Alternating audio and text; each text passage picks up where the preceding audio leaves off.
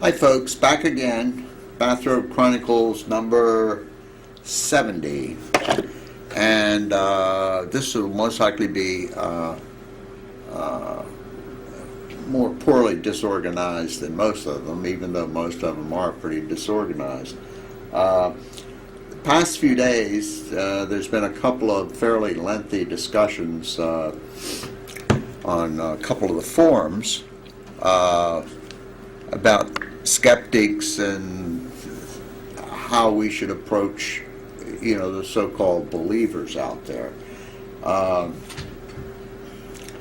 guess that's one of the problems. In fact, some people are even saying that we shouldn't even call ourselves skeptics because that has such a bad connotation. A lot of people think that a skeptic is someone who is negative, who is cynical, and they've tried to come up with some other words. For instance, one person said something about maybe we should call ourselves critical thinkers. Of course, that sounds a little elite to me. I don't know what in the heck we should call ourselves. I've been at this now about 4 or 5 years in varying degrees. Excuse me. I started off with a blog or a website or whatever you want to call it that was really talking only about chiropractors and what they do.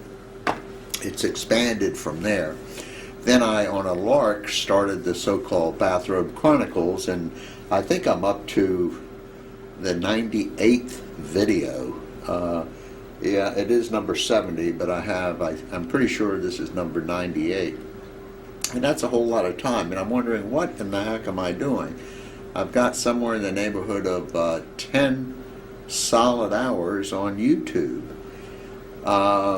I have had folks peek in. I've had 1,250 views. Of course, that's spread over 90 some videos. I now have 6 subscribers, which I'm thankful that I have 6. Two of whom are pals or friends, but I picked up 4 more. And I'm wondering, what am I doing? And I guess a lot of skeptics, to use that word, think the same thing.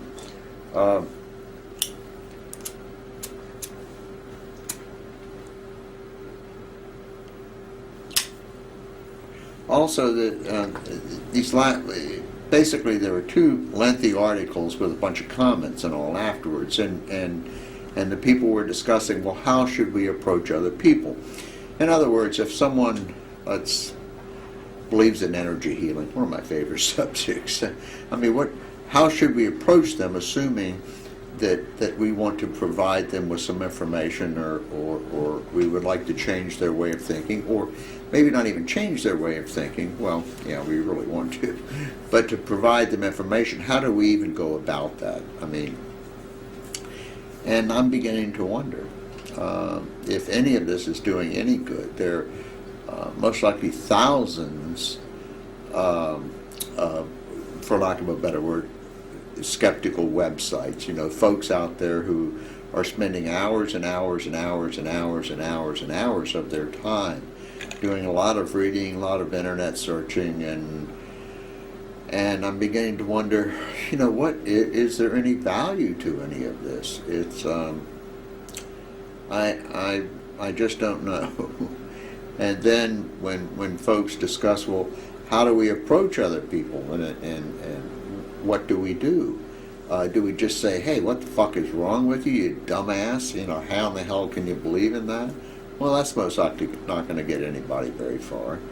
But on the other hand, it seems as though there's the old phrase, what someone believes in faith, they aren't going to unbelieve because of logic and reason. And I truly do not know.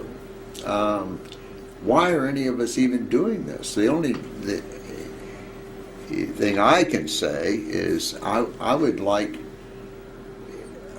as I said on this chiropractic website I have, if I can stop one person from seeing these whack jobs, and I guess the hours it took me to set up that website and all the reading and everything else, would be worthwhile. But I guess I'm beginning to wonder. It seems like we skeptics, I'll use that term, are being overcome by the believers. I mean, it's incredible. Medical schools are now teaching the so-called alternative crap. They have it in some hospitals. We have supposedly over 40,000 nurses rubbing their hands on top of people in this so-called therapeutic touch bullshit. I'm kind of ticked off now. I just got off the internet, and there was this article in a small newspaper in Florida, and they were sort of pimping for a chiropractor who was setting up another practice with all the bullshit, listed. The applied kinesiology and all the other junk. And you just say to yourself, wait a minute, where does all this stuff stop? And maybe I should just, read more mysteries and all instead of, spending my time here. But anyway, let me go to part 2 on this. I'm not even sure what I'm talking about, but we'll see.